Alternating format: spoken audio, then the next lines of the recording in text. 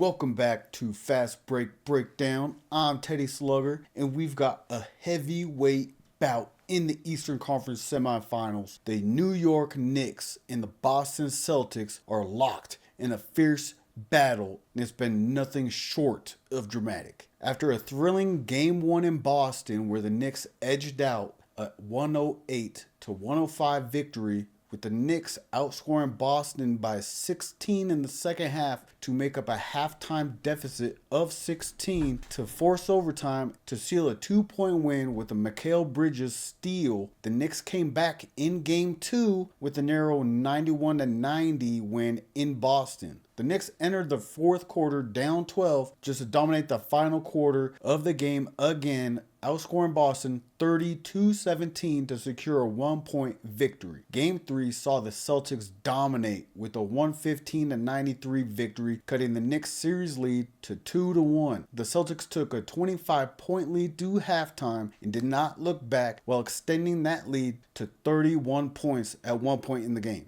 The Celtics have been worrisome. Jason Tatum has been cold, shooting 36% from the field, which is 9% worse than the season average, and 22%, 8% worse than the season average from three. But he led the team with 22 points, 9 rebounds, and 7 assists in Game 3, although still only shot 40% from the field, with an improvement from 3 where he hit 56% of his attempts. Peyton Pritchard stepped up with the team high 23 points off the bench to continue a strong series, averaging 14% to continue a strong shooting while shooting 40% from distance in the series. Jalen Brown and Derek White contributed solidly with 19 and 17 points respectively, with White turning around his shooting struggles in this one as well. The Knicks, led by Jalen Brunson's 27 points in Game 3, have shown flashes of brilliance but need to address consistency issues, especially in the early quarter. Now, let's talk superstars, because this series is defined by them. Jalen Brunson has been the Knicks' engine, averaging 24 points, 6 assists, and a steal, but has struggled with efficiency, particularly in the first 3 quarters. He's shooting 29% in the first quarter, 40% in the second quarter, and 41.7% in the third quarter. He's been proving his Clutch Player of the Year award value in this series by averaging 9 points and 55% shooting in the fourth quarter in this series. Jason Tatum and Jalen Brown, after slow starts in this series, have found their rhythm, contributing significantly in Game 3 and showing why they're one of the league's premier duos. Tatum was shooting 29% from the field after the first 2 games of the series, while Brown was shooting 35% in those same games. Brown still struggled with efficiency from the field in Game 3, where Tatum was a menace from beyond the arc. The best change from these guys was using the Knicks' aggressive defense against them by having 23 team assists, by far their best in this series, with half of those assists coming from Tatum and Brown alone. Speaking of defense, 2 defensive minds are clashing: Thibodeau versus Mazzulla. The Knicks have been aggressive, but their defensive scheme need to adjust to Boston's perimeter shooting, especially after the Celtics' 20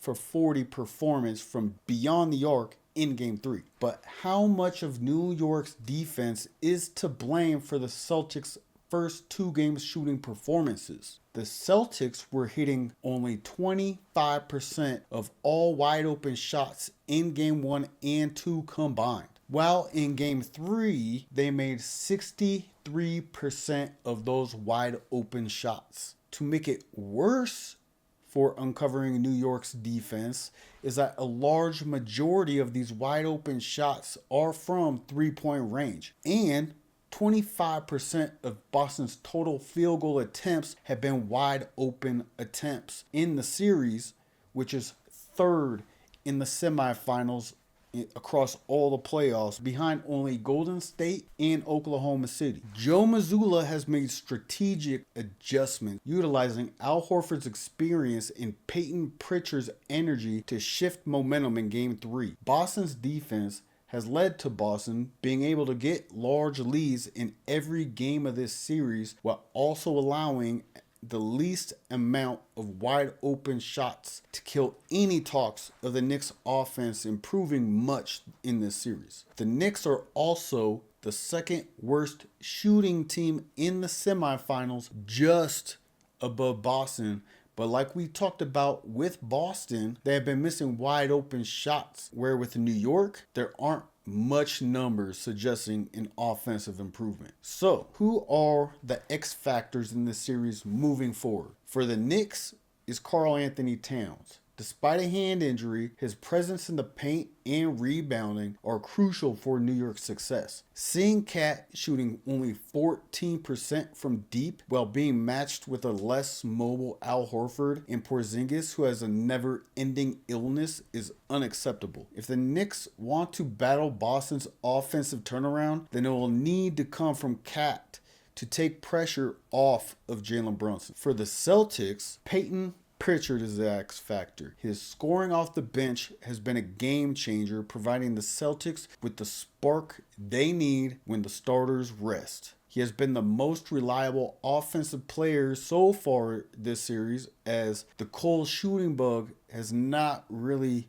gotten to him. Attacking the Knicks bench is also an edge the Celtics should have the rest of the series as well, and that will be led by Pritchard. Game 4 is set for Monday in New York. So tomorrow or today, depending on when you watch this, the Knicks will be looking to extend their series lead before heading back to Boston, while the Celtics aim to make things even and regain home court advantage. Will Brunson find his rhythm early?